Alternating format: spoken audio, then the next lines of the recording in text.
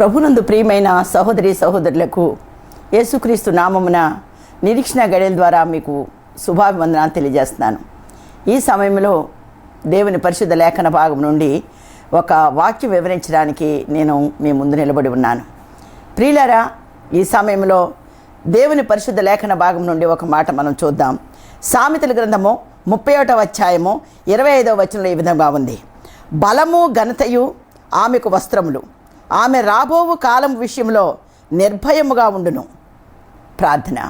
జీవం గల మా దేవా, ప్రేమ కలిగిన మా రాజా, నీకు వందనాలు, స్తోత్రాలు. నీ అపారమైన ప్రేమను బట్టి, కృపను బట్టి నిలవబడిన బిడ్డను నీ బిడ్డన ప్రభువా, తండ్రి దేవా, నీకు వందనాలు ప్రభువా. వాక్యం నీది, నన్ను మరుగుపరిచి నీ బిడ్డలతో మాట్లాడి ఈ వాక్యం వారి జీవితాలకి మేలు ఆశీర్వాదం అనుగ్రహించమని యేసు నామమున అడుగుచున్నాను తండ్రి, ఆమేన్. ప్రియులారా, చదవబడినటువంటి భాగంలో స్త్రీ దేవుని యొక్క బలాన్ని, ఘనతని ఆమె వస్త్రములుగా ధరించుకుంది. ఆ కారణాన్ని బట్టి ఆమెకు కలిగే ఉపకారం ఏంటో తెలుసా? రాబో కాలంలో ఆమె నిర్భయంగా జీవించడానికి అవకాశం ఉంది. లోకంలో నువ్వు రాజవస్త్రాలు ధరించినా, ఖరీదైన వస్త్రాలు ధరించినా, ఉన్నతమైన వస్త్రాలు ధరించినా, ప్రతి కాలంలోనూ కూడా నువ్వు వస్త్రాల వల్ల నీకు రాబో కాలంలో నిర్భయంగా ఉంటావని గ్యారంటీ లేదు.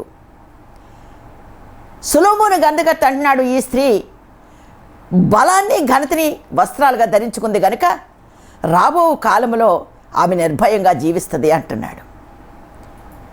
అయితే రాబో కాలం అనేది ఏంటి? అది ప్రభు రాకడికి ఎన్నో ప్రకృతి వైపరీత్యాలు, వ్యక్తిగతమైనటువంటి అనేక ఆందోళనలు ఎన్నో జరగబోతున్నాయి. అలాంటి కాలంలో కూడా మనం నిర్భయంగా జీవించాలి అంటే క్రైస్తవులుగా ఉండాల్సినటువంటి వస్త్రాలేంటో తెలుసా? దేవుని బలము, ఘనత. అందుకనే ఏంటి వస్త్రాలని చూసినట్లయితే కీర్తన 45వ అధ్యాయము 13వ వచనంలో ఈ విధముగా ఉంది: అంతఃపురములో నుండి రాజు కుమార్తె కేవలము మహిమగలది, ఆమె వస్త్రములు బంగారపు బుట్టాపుని చేయబడి. అంతఃపురంలో నుండి రాజకుమార్తెకి బంగారపు బుట్టాపుని చేయబడినటువంటి వస్త్రాలు ఆమెకున్నాయి. కానీ ఆ బంగారపు బుట్టాపని చేసినటువంటి వస్త్రాలు ఆమె నిర్భయంగా ఉంచజాలకపోవచ్చు. ఇంకొక మాట అంటాడు, యెషయా గ్రంథం 61:10 అంటాడు: ఆభరణములను ధరించుకున్న పెండు కుమార్తె రీతిగా రక్షణ వస్త్రమును నాకు ధరింపచేసి ఉన్నాడు, నీతి అను పైబట్ట ధరింపచేసి ఉన్నాడు. రక్షణ అనే వస్త్రం ధరించబడింది, నీతి అనే వస్త్రం ధరించబడింది. ప్రియులారా, మనం గమనించాలి, క్రైస్తవ లోకంలో నీ ఖరీదైన వస్త్రాలకి దేవుడు విలువివ్వటం లేదు. గమనించు, దేవుని బలము, దేవుని ఘనత ధరించుకోవాలి, దేవుని నీతిని మనం ధరించుకోవాలి, రక్షణ అనే వస్త్రాన్ని మనం ధరించుకోవాలి. ఈ యొక్క వస్త్రాలు కనుక మనం ధరించుకుంటే మన జీవితాంతము కూడా మనం నిర్భయంగా జీవించే ఆస్కారం మనకి దేవుడు అనుగ్రహిస్తాడు. అంతేకాదు, ఇంకొక మాట అంటాడు, మొదటి పేతురు పత్రిక 3వ అధ్యాయం 4వ వచనం అంటాడు: సాధువైనట్టు, మృదువైనట్టు గుణమను అక్షయాలంకారాన్ని మనం ధరించుకోవాలి. మన అలంకారం ఏదై ఉండాలి? లోక సంబంధమైన విలువైన వస్తువులను బట్టి కాదు, క్షయము కానిటువంటి సాధుత్వం, మృదుత్వం అనేటటువంటి అలంకారం మనకు కావాలి. బలము, ఘనత, నీతి, రక్షణ వస్త్రాలనే వస్త్రాలు కావాలి. ఇవి మనం ధరించుకున్నప్పుడు మనం నిర్భయంగా జీవించే అవకాశం ఉంటుంది. ఇంకొక చోట అంటాడు, కీర్తనలు 18:32 అంటాడు: నాకు బలము ధరింపచేయువాడవు, నన్ను యథార్థ మార్గమున నడిపించువాడు ఆయనే. గమనించండి, దేవుడిచ్చే ప్రతి అద్భుతమైనటువంటి సందేశం అండి ఇది. బలమును ధరింపచేసేవాడు ఆయనే. లోక సంబంధంగా నీకు బలం ఉందనుకోండి, అది కొద్ది దినాలు ఉంటుంది. నీ వయసు అయిపోయే కొద్ది కూడా ఆ బలం నీ నుండి కొద్ది కొద్దిగా విడిచిపోతూ ఉంటుంది. కానీ దేవుడిచ్చే బలం నీ తుది ఊపిరి పర్యంతము కూడా నీతో ఉండే బలం అది. ఈ బలాన్ని మనం ధరించుకున్నప్పుడు దేవుడు మనకి ఏం చేస్తాడో తెలుసా? యథార్థమైన మార్గంలో నడవడానికి అవకాశం ఉంటుంది. గమనించండి, ఎవరైతే దేవుని బలాన్ని, దేవుని ఘనతను, దేవుని రక్షణను, దేవుని నీతిని ఎవరైతే ధరించుకుంటారో వారు మాత్రమే యథార్థమైన మార్గంలో నడచడానికి హక్కుదారులు అవుతారు. యథార్థ మార్గంలో నడిచిన వాడే రాబో దినాల్లో ఎలాంటి ఉగ్రతలు వచ్చినా, ఎలాంటి అపాయకరమైన పరిస్థితులు వచ్చినా అలాంటి పరిస్థితిలో కూడా నిర్భయంగా జీవించడానికి అవకాశం ఉంది. ఇంకొక మాట అంటాడు ఇక్కడ 29వ వచనంలో అంటాడు, దేవుని సహాయం వలన సైన్యములను జయింతును, ప్రాకారములను దాటుదును. సైన్యాలనే జయిస్తామట, ప్రాకారాలు దాటుతాం. అంటే మన జీవితంలో ఎలాంటి అడ్డంకుకరమైన పరిస్థితులు వచ్చినా వాటిని అంచెలంచెలుగా మనం దాటి వెళ్ళిపోతాం. ఎలాంటి అడ్డమైన పరిస్థితులు మనకు వచ్చినా, ఎలాంటి కష్టమైన ప్రాకారాలు మన ఎదురుగా నిలబడి మనకు ఆటంకంగా నిలబడినా, ఎలాంటి క్లిష్టమైన ప్రాకారాలు మనల్ని దాటకుండా చేసి మనం నిరుత్సాహపరిచినా, ఎవడైతే దేవుని బలాన్ని, ఘనతను, నీతిని, రక్షణ వస్త్రాన్ని ధరిస్తాడో వాడు మాత్రమే అంచెలంచెలుగా ప్రాకారాలు దాటడానికి అవకాశం ఉంటుంది. అక్కడ మాట విన్నారు కదా, సైన్యములను జయింతుము. ఎన్ని సైన్యాలండి, ఎన్ని సైన్యాలు మన మీదకి వచ్చినా వాటిని జయించే శక్తి, సామర్థ్యం మనము ధరించుకున్న బలము, ఘనతే దానికి కారణం. కనుక మనం ఏం చేయాలో తెలుసా, దేవుని బలాన్ని మనం ధరించుకోవాలి. ఇంకొక మాట అంటాడు, మీకా గ్రంథం 3వ అధ్యాయం 8వ వచనం అంటాడు, యెహోవా ఆత్మావేశము చేత బలముతోనూ శక్తితోనూ ధైర్యముతోనూ నింపబడిన వాడనైతిని. మీకా ప్రవక్త చెప్తున్నాడు ఇది. దేవుని ఆత్మావేశము చేత నేను బలంతోనూ శక్తితోనూ ధైర్యముతోనూ నింపబడ్డాను అంటున్నాడు. ఈరోజు నీకొద్దా ఇది? ఈరోజు నీకొద్దా ఈ ఆశీర్వాదం? ఎలాంటి పరిస్థితులు వచ్చినా నువ్వు జయించాలంటే దేవుని బలం, దేవుని ఘనత మనకు కావాలి. ఈ పరిస్థితులు ఉన్నప్పుడే ఎలాంటి కష్టకరమైన పరిస్థితి వచ్చినా నిర్భయంగా నువ్వు ఉండడానికి అవకాశం ఉంటుంది. ఘనతను గురించి కూడా 2 మాటలు మేము చెప్పాలని ఆశపడుతున్నాను. రోమాపత్రిక 2వ అధ్యాయము 10వ వచనం అంటాడు, సత్క్రియలు చేయు ప్రతి వానికి మహిమయు ఘనతయు సమాధానము కలుగును. మహిమ, ఘనత, సమాధానం ఎవరికి కలుగుతుందయ్యా అంటే సత్క్రియలు చేసేవారికి. నీ క్రియలు ఎలాగున్నాయి ఒక్కసారి పరిశీలించు. నేను క్రైస్తవుడిగా ఉన్నాను అనుకుని తృప్తిపడొద్దు. నీ క్రియల గురించి నువ్వు ఒకసారి ఆలోచించు. నువ్వు సత్క్రియలు యందు ఆసక్తి కలిగిన వాడు అయితేనే బలము, మహిమ, ఘనత నీ సొంతంగా ఉంటాయి. ఇంకొక మాట అంటాడు, 84వ కీర్తన 11వ వచనం అంటాడు, యెహోవా కృప ఘనతను అనుగ్రహించును, అలాంటి వారికి ఆయన ఏ మేలు చేయక మానడు. ఎవరైతే ఘనత ధరించుకుంటారో, ఎవరైతే కృప ద్వారా ఘనత ధరించుకుంటాడో అంటున్నాడు, ఆయన ఏ మేలు కూడా చేయక మానడు. నీకు ఎన్ని మేలు అవసరమో, నీ జీవితంలో ఎన్ని మేలు నీకు కావాలో ప్రతి మేలును కూడా ఆయన చేయడానికి ఇష్టపడుతున్నాడు. ఎప్పుడో తెలుసా, దేవుని బలాన్ని, దేవుని ఘనతని నువ్వు ధరించుకున్నప్పుడు. ఇంకొక మాట అంటాడు, సామెతల గ్రంథం 15వ అధ్యాయం 33వ వచనం అంటాడు, భయభక్తులు కలిగి ఉండుట జ్ఞానాభ్యాసమునకు సాధనము, ఘనతకు ముందు వినయము నడుచును. నువ్వు ఘనతను ధరించుకోవాలంటే వినయం అనే దారిలో నువ్వు నడవాలి. వినము నడిపించే మార్గంలో నువ్వు నడవాలి. సత్క్రియల మార్గంలో నువ్వు నడవాలి. సమాధానకరమైన మార్గాల్లో నువ్వు నడవాలి. అప్పుడే ఘనత నీ దగ్గర ఉంటుంది. ఘనతను సొంతం చేసుకుంటావు. ఇంకో చోట అంటాడు, నీతిని కృపను అనుగ్రహించువాడు జీవమును, నీతిని, ఘనతను పొందును. నీతిని కృపను అనుసరించేవాడు మాత్రమే ఘనతను పొందడానికి హక్కుదారుడవుతాడు. కనుక శ్రమ దినాల్లో నువ్వు నిర్భయంగా ఉండాలంటే చూడండి, లోకమంతా కరువు వచ్చేస్తుంది, మనం సంతృప్తిగా భోంచేస్తామంటే మనకి ఎంత సంతోషం అండి. లోకమంతా అనారోగ్యాలతో ఉంటారు, మనం ఆరోగ్యంగా ఉంటే. లోకం అంతా కూడా ఉపద్రవం చేత నింపబడుతుంది, నువ్వు క్షేమంగా ఉంటే నీకెంత సంతోషం. దినాలన్నీ క్రమంగా జరుగుతాయని అనుకోవద్దు. ఎందుకో తెలుసా, ఎప్పుడు ఏది సంభవిస్తుందో మనం చెప్పలేం. కానీ ప్రభు రాకడికి కొన్ని భయంకరమైన పరిస్థితులు జరగబోతున్నాయి. అది ఆ కాలంలో మనం నిర్భయంగా ఉండాలి. గమనించండి, రాబోవు కాలములో ఆమె నిర్భయముగా ఉండును అంటున్నాడు. నీకు నాకు కూడా ఒక కాలమోటి రాబోతుంది. లేఖనాల్లో ఉన్న కాలాలు రాబోతున్నాయి.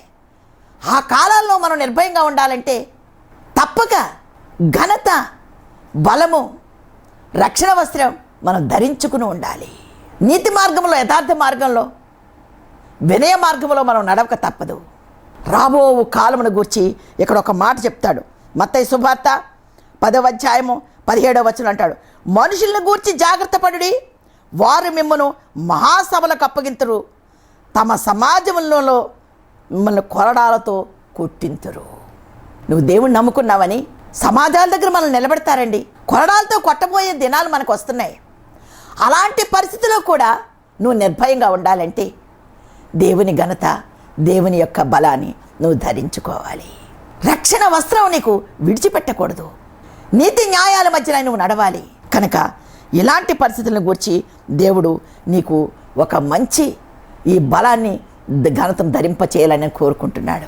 గమనించండి, ఈ బలము ఘనత లేకపోతే క్రైస్తవ జీవితంలో వచ్చే ప్రతి ఉపద్రవానికి కూడా నువ్వు తలడిల్లిపోతావు, తొట్టిల్లిపోతావు, భయపడిపోతావు.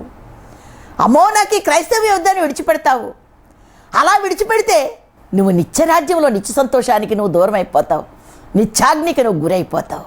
కనుక అలాంటి నిత్యాగ్నికి నువ్వు గురి కాకూడదని దేవుడు బలాన్ని, ఘనతను ధరించుకోవాలి అని మనకి వాక్యరీతిగా మనకు బోధిస్తున్నాడు. గమనించండి, ఇంకొక ఉగ్రతను గురించి చెప్తాడు. ఇందాక నేను చెప్పిన మాట ఏంటి తెలుసా? వ్యక్తిపరంగా మనకు వచ్చేటటువంటి శ్రమ, వ్యక్తిపరంగా మనకు వచ్చే ఉపద్రవం. ఇంకొక మాట అంటాడు, మత్తయి సువార్త 24వ అధ్యాయము 29వ వచనంలో ఈ విధంగా ఉంది, ఆ దినముల శ్రమ ముగిసిన వెంటనే చీకటి సూర్యుని కమ్మును, చంద్రుడు కాంతినియ్యడు, ఆకాశం నుండి నక్షత్రములు రాలును, ఆకాశ మండలం శక్తులు కదిలింపబడును. అప్పుడు మనిషి కుమారుడు సూచన ఆకాశమందు కనబడును. అప్పుడు మనిషి కుమారుడు ప్రభావముతోనూ మహిమతోనూ మేఘారుటే వచ్చి చూచుదువు. భూమి మీద ఉన్న సకల గోత్రముల వారు రొమ్ము కొట్టుకుందురు. ఇది ఎంత ఉగ్రత అండి! నక్షత్రాలు రాలిపోతాయట, సూర్యుడు కాంతినివ్వడం మానేస్తాడు, చంద్రుడు అదృశ్యుడైపోతాడు. ఇది దేవుని రాకడకు వచ్చేటటువంటి మహాశ్రమ. ఈ శ్రమ చూసి నువ్వు తలడిల్లిపోకుండా, నువ్వు భయపడకుండా ఉండాలంటే ఈ లోకంలో ఉండగా నీవు చేయాల్సిన పని ఏంటో తెలుసా? దేవుని యొక్క ఘనతను, బలాన్ని ధరించుకోవాలి. క్రైస్తవులకండి ఎప్పుడూ సుఖాలే రావు. గమనించండి, ఎప్పుడూ సంతోషం అనేది రాదు. ఎందుకో తెలుసా? మనం ఈ లోకంలో శ్రమ పడితే దేవుని రాజ్యంలో సుఖపడతాం. ఉగ్రతని, ఇలాంటి శ్రమ దినాన్ని మనం ఎదుర్కోవాలంటే ఈ లోకంలో ఉండగానే నేను నీతిగా నడుస్తున్నానా, యథార్థ మార్గంలో నడుస్తున్నానా, వినయ మనస్కులై ఉన్నానా, నేను ధరించుకునే బలమేనా, నేను ధరించుకుంది ఘనతేనా అని మనం స్వపరీక్ష చేసుకోక తప్పదు. కనుక దేవుని సన్నిధిలో నక్షత్రాలు రాలే రోజు, సూర్యుడు తన కాంతిని ఇవ్వని రోజు, చంద్రుడు ప్రకాశించిన రోజు, అది శ్రమ రోజు. ఆ శ్రమ రోజులో కూడా నువ్వు నిర్భయంగా ఉండాలి అంటే దేవుని బలాన్ని, ఘనతని ధరించుకోవాలి. ఇంకొక మాట అంటాడు, లూకా సువార్త 21వ అధ్యాయము 23వ వచనంలో ఈ విధంగా ఉంది, లేఖనములో వ్రాయబడినవన్నీ నెరవేరుటకై అవి ప్రతిదండన దినములు. ఏ దినాలు అనుకుంటున్నారు? ఇవి ప్రతిదండన దినములు. ఆ దినములలో గర్భిణులకు, పాలిచ్చు వారికి శ్రమ, భూమి మీద మిక్కిలి ఇబ్బందియు, ఈ ప్రజల మీద కోపమును వచ్చును. వారు కత్తివాత కూలుదురు, చెరపట్టబడిన వారై సమస్త అన్యజనుల మధ్యన పోవుదురు. అన్యజనుల కాలమును సంపూర్ణ మగు వరకు యెరూషలేము అన్యజనుల చేత త్రొక్కబడును. అయితే అలాంటి పరిస్థితిలో కూడా ఒక భరోసా ఏమిస్తున్నాడు తెలుసా? కానీ 18వ వచనం అంటాడు, కానీ మీ తల వెంట్రుకలలో ఒకటైనను నశింపదు, మీరు మీ ఓర్పు చేత మీ ప్రాణములను దక్కించుకొందురు. ఈ వాక్య భాగం అంతా కూడా 18వ వచనం నుంచి ఈ చివరి వరకు చదివితే వచ్చేటటువంటి ఉగ్రతను గూర్చి మనం చూస్తున్నాం. కనుక ఈ శ్రమ ఎలాంటిది అంటే, గర్భిణులకు, పాలిచ్చు వారికి శ్రమ, భూమి మీద మిక్కిలి ఇబ్బందులు కలుగుతాయి, ప్రజల మీద కోపం వచ్చేస్తుంది. కానీ దేవుడు చెప్పేది ఏంటో తెలుసా? మీ తల వెంట్రుకలో ఒక్కటైనను రాలిపోదు. అలాంటి పరిస్థితుల్లో కూడా మీరు నిర్భయంగా ఉంటారు అంటున్నాడు. ఎందుకు నిర్భయంగా ఉంటారు అంటే, దేవుని బలాన్ని, దేవుని ఘనతని మనం ధరించుకుంటే.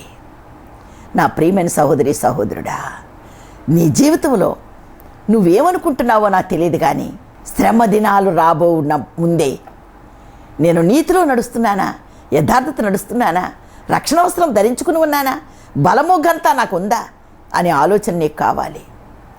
ఒక స్త్రీకి సొలొమోను గ్రంథకర్త చెప్తున్నాడు, ఆమె బలాన్ని ఘనతని ధరించుకుంది అంటున్నాడు. స్త్రీ బలహీనమైనటువంటి ఘటం.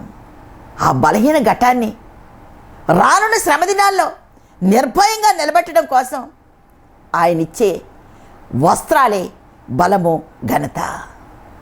నిర్భయంగా జీవించాలి మనం. అందుకని అంటాడు ఒక మాట, యోబు గ్రంథము 11వ అధ్యాయము 15వ వచనం ఈ విధంగా ఉంది, నిశ్చయముగా నీవు నిర్దోషివై నీవు సంతోషించెదవు, నీవు నిర్భయుడవై స్థిరపడి ఉందువు, దుర్దశ మరిచెదవు, నీ బ్రతుకు మధ్యాహ్నము తేజస్సు వలె ఉండును, చీకటి కమ్మినను అది నీకు అరుణోదయ కాంతి వలె ఉండును, నీవు నీ ఇంటిని పరిశోధించి సురక్షితంగా పొందుకొందువు, భయము లేకుండా పండుకొందువు. ఇలాంటి భయంకరమైన దినాల్లో మనకిచ్చేటటువంటి భరోసా ఏంటో తెలుసా?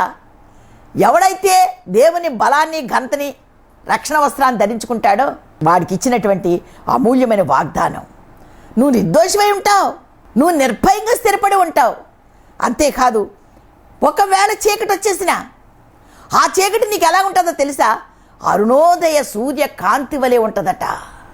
రాత్రి సమయంలో నీ ఇంటంతా చూసుకున్న తర్వాత నువ్వు నిర్భయంగా పండుకుంటావు. అంటే నిర్భయంగా ఎప్పుడు పండుకుంటామండి? మన ఇల్లంతా చక్కబెట్టుకున్న తర్వాత అన్నీ చక్కగా ఉన్నప్పుడు మనం నిశ్చింతగా పడుకుంటాం. ఏదైనా లోటు కనపడితే మాత్రం మన మనసుకి నిద్ర పట్టదు. మన బిడ్డలు రాకపోయినా, మన భర్త రాకపోయినా, ఏమండి మన ఇంట్లో ఏదైనా పోయినా, ఏదైనా నష్టం కలిగినా మనం నిర్భయంగా పడుకోలేము. మనం నిర్భయంగా పడుకోవాలి. అందుకని అంటాడు, నీ ఇంటిని నువ్వు పరిశోధించి, నీ ఇంటి పరిస్థితులను నువ్వు పరిశోధించి, నీ ఇంట్లో జరిగిన సంఘటనలు పరిశోధిస్తే అన్నీ కూడా నిర్భయంగా ఉండడానికే ఆస్కారం ఇస్తాయి. నిశ్చింతగా నువ్వు నిద్రపోవచ్చు అని ఇక్కడ మనకు చెప్తున్నాడు. భయము లేకుండా నువ్వు పండుకొందువు. ఇది మనకి కావాలి. ఏమండి, లోకమంతా భయం వచ్చినప్పుడు మనకొక్కడికే భయం లేదంటే ఎంత సంతోషం అండి అది. గమనించారా? ఇశ్రాయేలీలు కూడా ఆ యొక్క దేశం అంతా కూడా గాఢాంధకారం అయిపోయిందట. ఎవడూ కూడా కూర్చున్న స్థలం నుంచి లేవలేని పరిస్థితులు అక్కడ ఉన్నాయి. గాఢాంధకారం అయిపోయినా ఇశ్రాయేలీలు మాత్రం వెలుగుతూ ఉన్నాయంట. ఎంత గొప్ప విషయం అండి అది. కారణం వారు దేవుని బలాన్ని ధరించుకున్నారు కనుక, దేవుని ఘనతను వారు ధరించుకున్నారు కనుక, దేవుని కొరకు ప్రత్యేకించబడిన జనాంగంగా వాళ్ళు ఉన్నారు కనుక, దేవుడు వారి విషయంలో ప్రత్యేకమైన శ్రద్ధ వహించాడు కనుక ఈరోజు నీకు వద్దా ఈ ఆశీర్వాదం?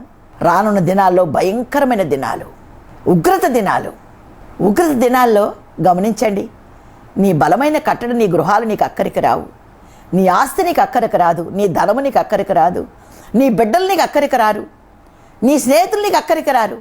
కానీ దేవుని బలము మాత్రమే, దేవుని ఘనత మాత్రమే నీతో శాశ్వతంగా ఉండేది.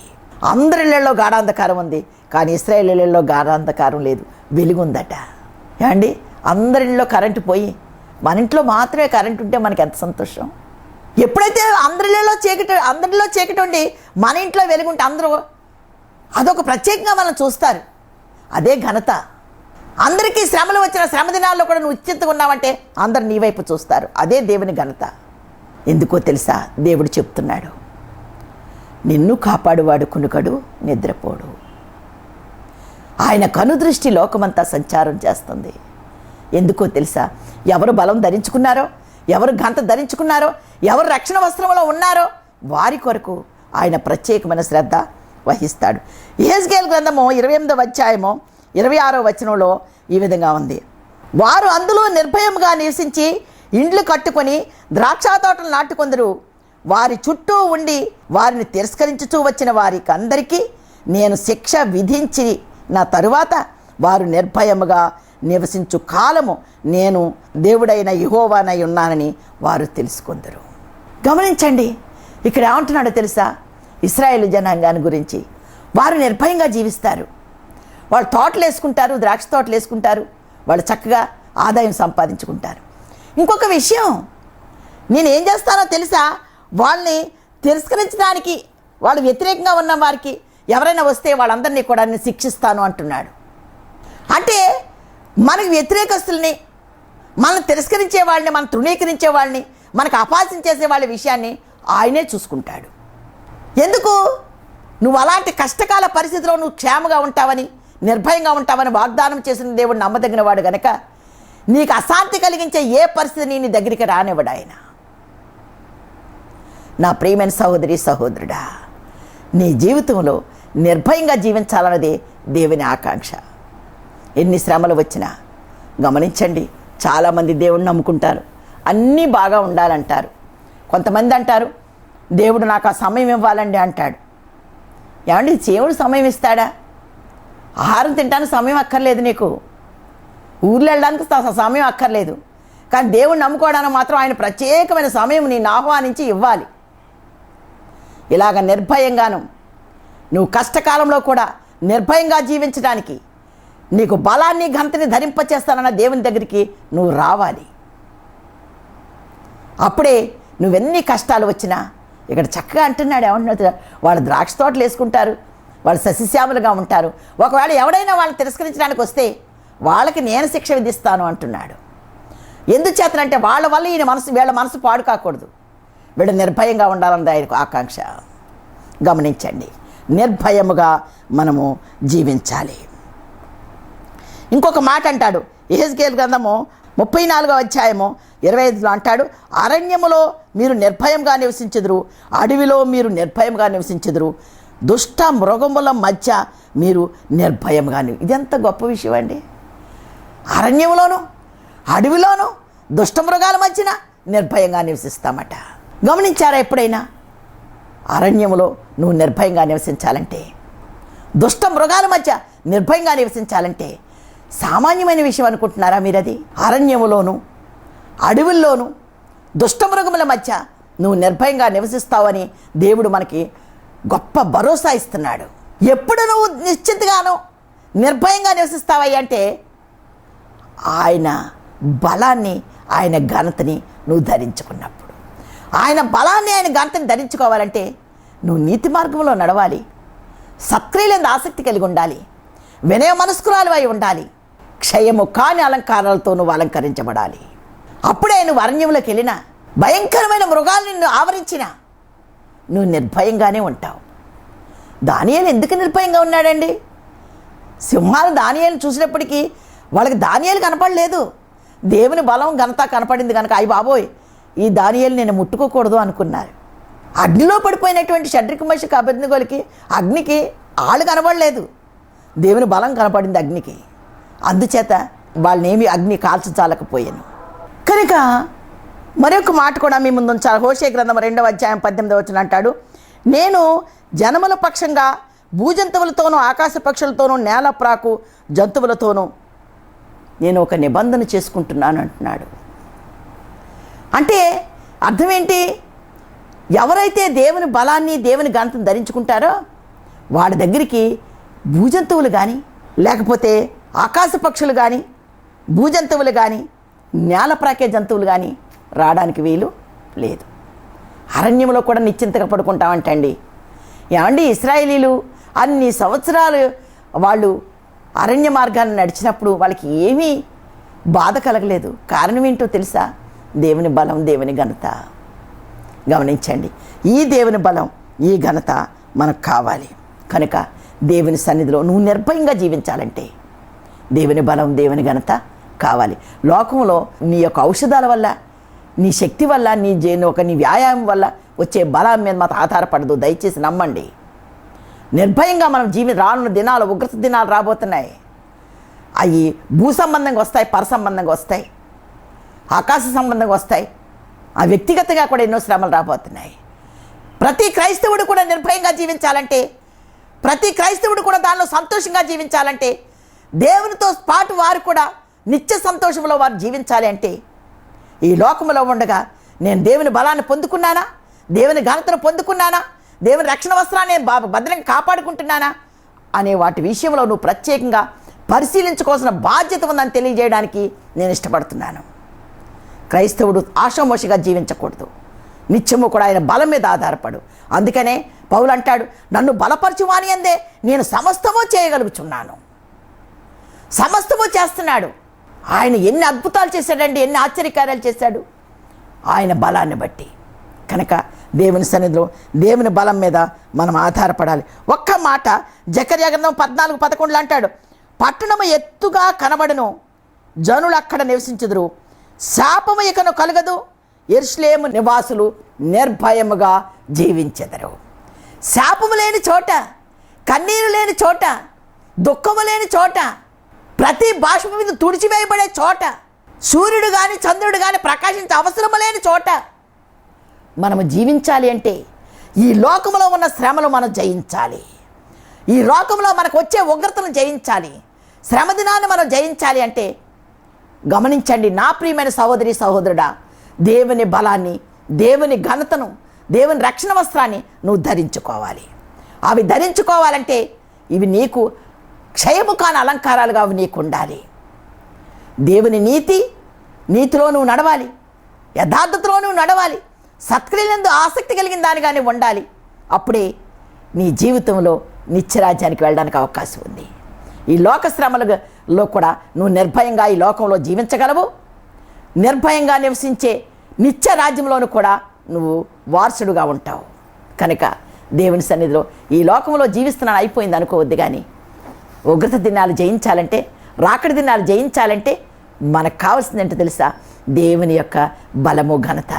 అందుకని సొలొమోను అంటాడు, ఆమెకు బలము ఘనత వస్త్రములుగా ఉన్నవి, రాబో కాలములో ఆమె నిర్భయముగా జీవించును. నీకొద్దా ఈ వాగ్దానం?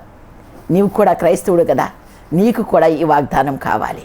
కనుక ఈ వాగ్దానాన్ని మీరు స్వతంత్రం చేసుకోవాలని ప్రభు పెట్ట మనవి చేస్తూ నా మాటలు ముగిస్తున్నాను. ఈ కొద్ది మాటలు దేవుడు ఆశీర్వదించి దీవించునుగాక. ఆమేన్. చిన్న ప్రార్థన. జీవాధిపతి నీకు వందనాలు, స్తోత్రాలు ప్రభా. ఎవరికైతే బలము, ఘనత, నాయన రక్షణ వస్త్రము లేకుండా ఉన్నారో ఈ సమయంలో నా ప్రభా మా ప్రియులను బలపరచండి, ధైర్యపరచండి, ఘనత కొరకు ఆరాటపడేవారిగా ఉంచండి నాయన. ఈ బలము, ఈ ఘనత లోకాన్ని జయింపచేస్తుందని వారు గుర్తించే భాగ్యం దయచేయండి. వ్యాధుల్ని జయించవచ్చు, సమస్యలను జయించడానికి, ఇబ్బందులు జయించడానికి, ఉగ్రత జయించడానికి, శ్రమదినాలు జయించడానికి వారికి బలము, ఘనత ధరింపచేయండి. ఆశీర్వదించి దీవించమని, నీ నిత్య రాజ్యములో శాపము లేని చోటు వారి నివాసాలు ఉంచుకోవడానికి నీ కార్యము చేయమని ఆశీర్వదించమని యేసు నామమున అడుగుచున్నాను తండ్రి. ఆమేన్.